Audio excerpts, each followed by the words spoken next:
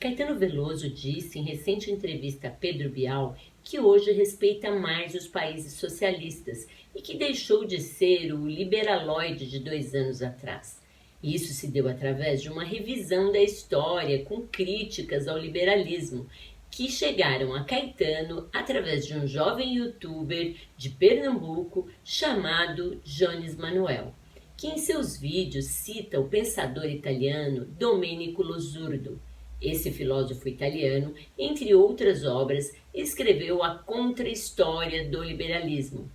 Mas que ideias serão estas que fizeram Caetano Veloso, um dos grandes compositores da MPB, aos 78 anos, mudar um posicionamento político que defendeu a vida toda? Então, antes de mais nada, se você é alguém que gosta de filosofia, de política, se você acha interessante analisarmos esse fato aí à luz do pensamento filosófico, então eu peço que você, em primeiro lugar, se inscreva aqui no canal, que você curta esse vídeo e compartilhe com seus amigos e que participe aqui do nosso canal, inclusive com comentários.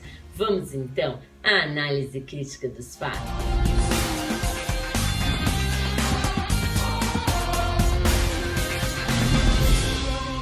Jones Manuel, professor de história e escritor que mudou a cabeça de Caetano, foi entrevistado pelo artista no canal Mídia Ninja e trouxe vários argumentos válidos no sentido de desmistificar o liberalismo como regime da liberdade, mostrando suas contradições, como o fato de que muitos liberais eram favoráveis à escravidão ou tinham pouco apreço pela democracia, bem como que os regimes de esquerda jamais podem ser confundidos ou comparados com o nazismo e o fascismo, e que se esses regimes cometeram seus erros, esses erros devem ser analisados à luz da realidade da época, bem como em relação aos mesmos erros também cometidos pelos regimes capitalistas liberais. Vamos ver, então, alguns desses argumentos.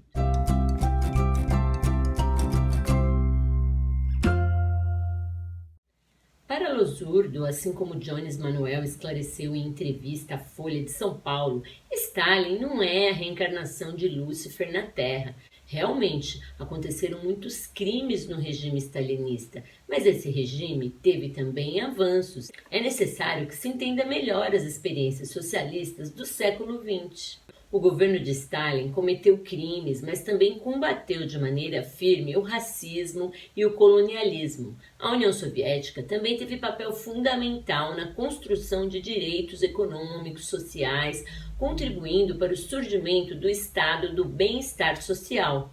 No regime stalinista, estava sendo eliminado o analfabetismo, construída a maior rede de creches, escolas públicas, restaurantes públicos, universidades, hospitais, empresas, casas populares. A análise de Losurdo, popularizada por Jones Manuel e agora também por Caetano, coloca os dados negativos do stalinismo, mas também esclarece que é impossível desconsiderar os elementos emancipatórios. Um importante aspecto a ressaltar é que se houve violência no stalinismo, houve violência análoga no capitalismo.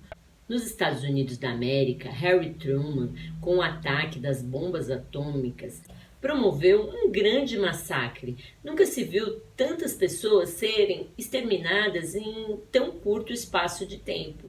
No entanto, Harry Truman não é chamado de genocida e Stalin sim. Por quê? Somente porque Stalin era socialista.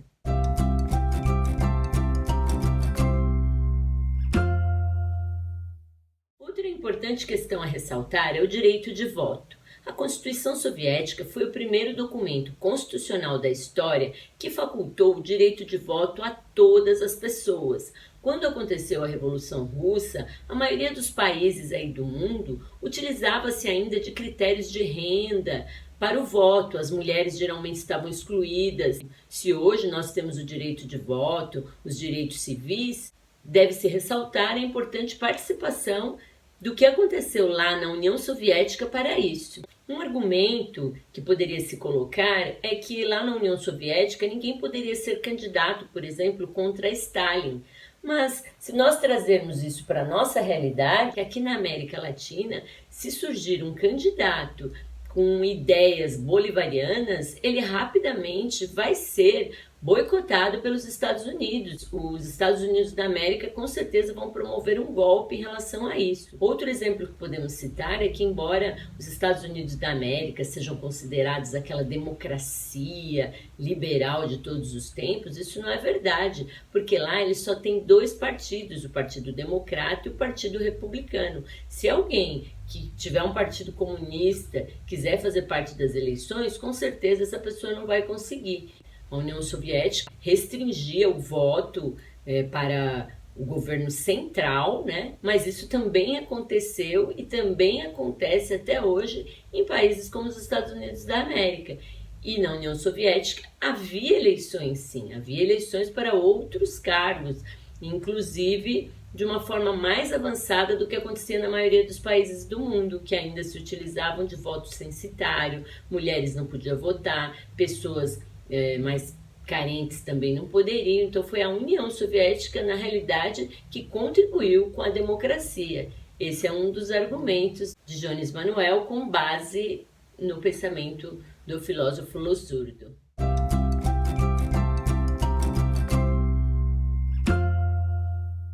Uma importante questão a ser colocada é o exemplo de Churchill, que é visto como um estadista, né? Uma pessoa em que todos se espelham, enquanto Stalin é visto como esse ditador genocida. Só que acontece que Churchill, ele era um supremacista branco e ele considerava os indianos uma raça inferior. Ele também defendeu o uso de gás venenoso contra curdos, afegãos e tribos não civilizadas.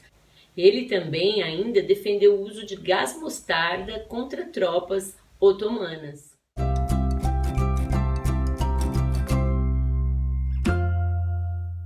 Diante de todo o exposto em relação a esse vídeo em que Caetano esclarece que não é mais um liberaloide em entrevista a Pedro Bial e que diz que hoje olha com mais respeito os países que adotaram regimes de esquerda, ditaduras do proletariado, nós podemos tirar algumas conclusões, né? Em primeiro lugar, que nem Caetano e nem Jones Manuel não são stalinistas. Como o Jones Manuel mesmo disse, hoje em dia qualquer pessoa que diga que Stalin não foi o Lúcifer na Terra, ele seria stalinista. Eles não são stalinistas. O Caetano não se tornou stalinista, como saiu aí em algumas publicações.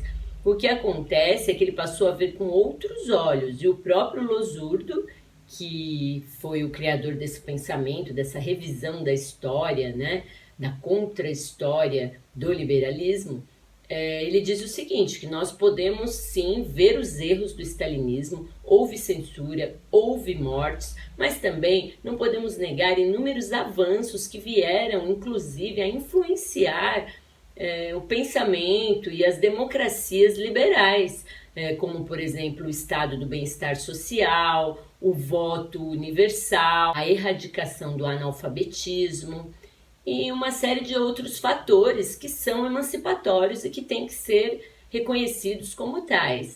Por outro lado, esses regimes têm que ser olhados à luz do que estava acontecendo na época, porque as democracias liberais também cometeram abusos, cometeram crimes, fuzilaram pessoas e também têm até hoje restrições aos seus regimes democráticos. Não encontramos, por exemplo, nos Estados Unidos da América, que seria a pátria-mãe do liberalismo, um regime amplamente democrático, como se diz por aí. Eu espero que vocês tenham gostado do vídeo. Se vocês gostaram, que vocês curtam e compartilhem. E a gente se vê por aí na análise crítica dos fatos. Um beijo e até a próxima.